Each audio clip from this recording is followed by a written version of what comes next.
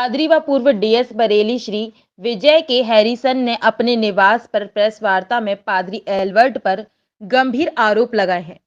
बताते चले कि एक दिन पूर्व पादरी एल्बर्ट ने बहुत से गंभीर आरोप चर्च के अधिकारियों पर लगाए थे, जिसके चलते पादरी हैरिसन ने आज प्रेस वार्ता कर बताया कि पादरी एल्बर्ट का विवादों से चोली दामन का साथ रहा है।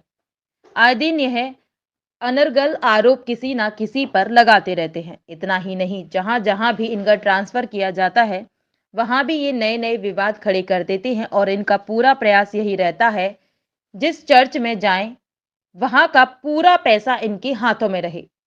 पादरी एल्बर्ट ने हाल ही में विलियम दिलावर व उनके रिश्तेदार जो सदर चर्च के ट्रेजरार के विरुद्ध भी वेतन न देने के गंभीर आरोप लगाए हैं, जो जांच में झूठे पाए गए हैं। पादरी हैरिसन ने यह भी बताया कि पादरी एल्बर्ट व उनके परिवार वालों ने मीरगंज चर्च भूमि को बर्बाद कर दिया है व अवैध कब्जा कर रखा है। इतना ही नहीं, पादरी एल्बर्ट व उसके परिवार वालों ने सिविल लाइंस स्थित जूनियर स्कूल संपत्ति को भी बर्बाद कर दिया है व दिगर व्यक्ति का कब्जा करवा दिया है और सिविल लाइंस स्थित पुरोहित निवास पर भी अवैध कब्जा कर रखा है और उनमें गुटखा, सिगरेट, पान, तंबाकू की दुकान खोल ली है और उसके साथ ही थोड़ी दूर पर ही सिविल लाइंस स्थित अन्य लगभग 400 गज भूमि पर भी अवैध कब्जा कर मकान बनाकर अपने रिश्तेदार को कब्जा करवा दिया है।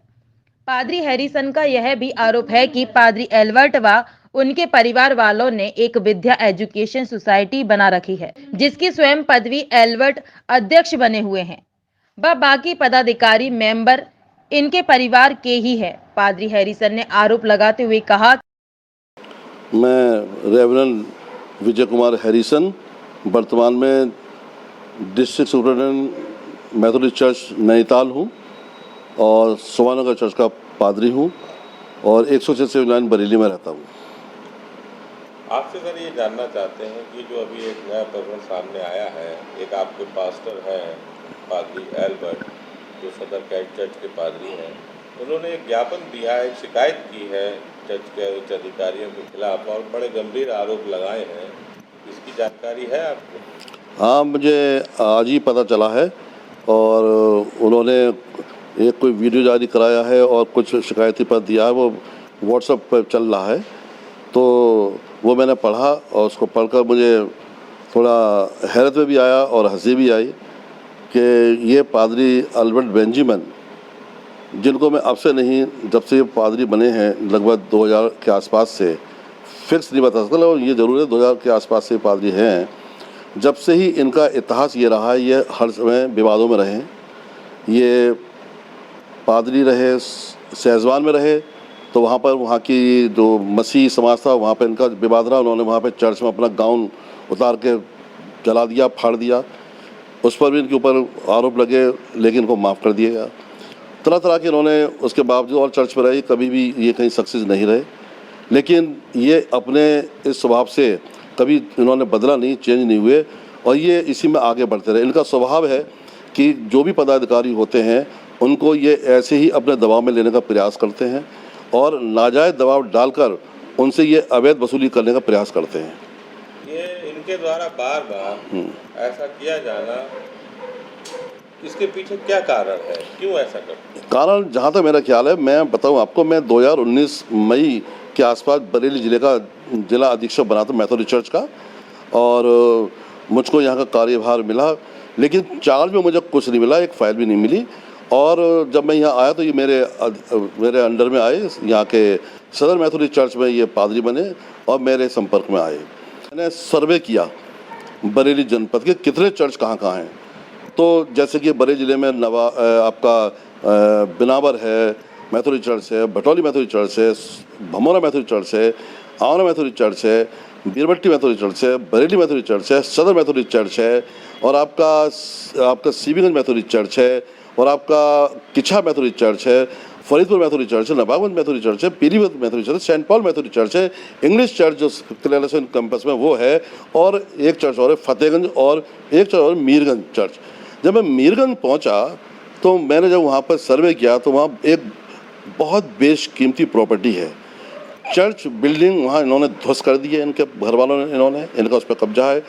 पूरा बहुत बड़ा एरिया है, वो भूखंड है और बिल्कुल छत गिर गई है, खस्ता हालत में इन्होंने तार डाल दी है।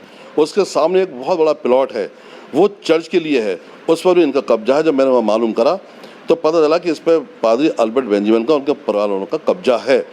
दूसरा, जब मैं बरेली में मैंने देखा तो प्राइमरी इंग्लिश स्कूल है मिशन अस्पताल के पास में, तो वहाँ पर इनकी मदर जो हैं वो उसकी प्रिंसिपल मैनेजर हुआ करती थी, तो वो इन्होंने स्कूल बंद कर दिया और उस स्कूल की वो अरबों की प्रॉपर्टी है, उसके खस्ता हालत है।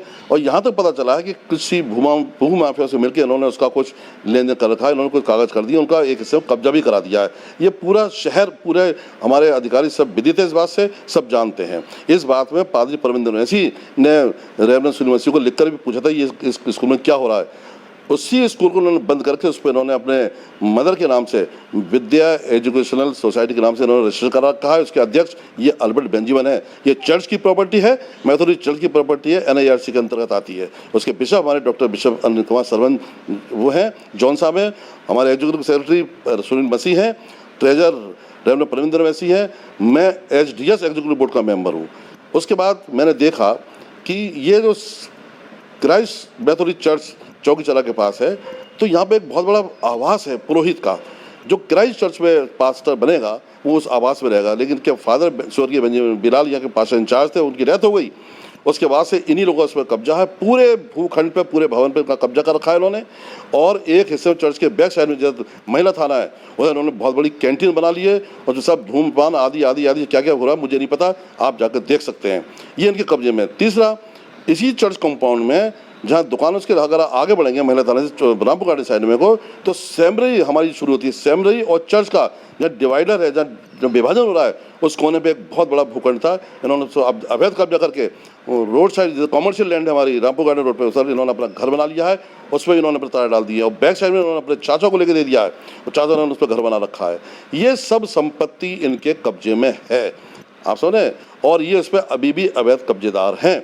इन्हें शक ये रहता है, ये इसलिए भ्रमित हैं कहीं चर्च इनसे ये सब जमीन वापस ना ले ले और इन पर कोई कार्रवाई ना हो जाए, इसलिए उस कार्रवाई से बचने के लिए ये अधिकारियों को समय समय पर ये अपना इस प्रकार से ये दोष लगा के उनको ब्लैकमेल करने का प्रयास करते हैं। हम लोग देखिए पादरी लोग हैं, हम लोग सम्मानित लोग हैं, अगर इनके पास प्रूफ है विजय हसन के खिलाफ कि हमने कोई चर्च की प्रॉपर्टी बेची है, हमने कहीं साइन किए हैं, हमने कहीं दस्तखत किए हैं, हमारे कहीं अंगूठा निशानी है, ये दिखाए, मैं उसी दिन रिजाइन कर दूंगा, नहीं तो मैं इस पर मानहानि का दावा करूंगा, छोड़ूंगा नहीं मैं इसको।